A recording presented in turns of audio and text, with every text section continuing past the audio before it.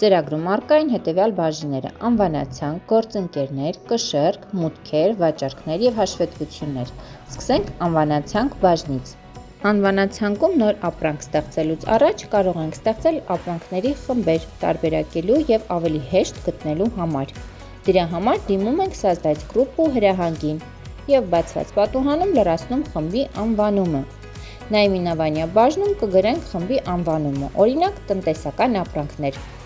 Տեսակը բաժնից ընտրում ենք տվյալ խումբը ստեղծվում է ապրանքների թե ծառայությունների համար։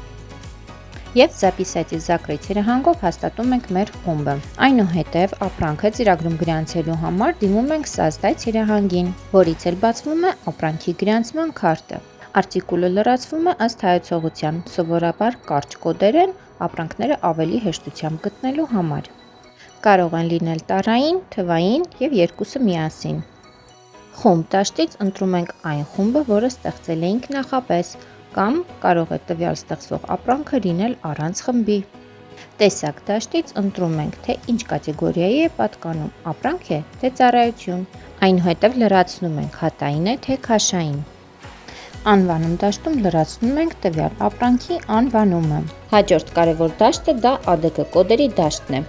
Դրանք ծածկագրեր են կամ կոդեր, որոնք օգտագործվում են ապրանքային անվանացանկի եւ ծառայության դասակարգումը ըստ տեսակների տարբերակելու համար։ Տվյալ կոդերը օգտագործվում են ՀՏՄ կտրոն տպելիս։ QR դաշտից ընտրում ենք ապրանքը դրոշմավորման ենթակա է թե ոչ։ Այն կիրառվում է ապրանքաշրջանառության ժամանակ, սակայն ոչ բոլոր ապրանքային խմբերն են դրոշմավորվում։ Հաջորդը ԱՀ դրույքաչափ դաշտն է։ Այս դաշտում ընտրում ենք քանի տոկոս ավելացված արժեքի հարկ է պարունակում տվյալ ապրանքը, կամ եթե չի պարունակում, նշում ենք առանց ԱՀ հարկի։ Գները բաժնից։ Գնման եւ վաճառքի գներ դաշտում լրացվում է ապրանքի համար նախատեսված գնման եւ համապատասխանաբար վաճառքի գները։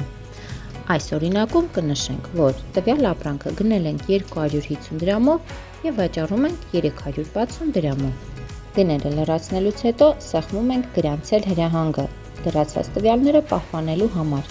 եւ ստեղծում ենք տվյալ ապրանքի համար շտրիխ-կոդ։ Բացված պատուհանում շտրիխ-կոդ դաշտում սկաների միջոցով անցկացնում ենք տվյալ ապրանքի շտրիխ-կոդը եւ հաստատում պահպանել եւ փակել հրահանգով։ Ամբողջական տվյալները լրացնելուց հետո ամենավերջում սեղմում ենք գրանցել եւ փակել կոճակը եւ ապրանքը վերջնական կստեղծվի ծրագրում։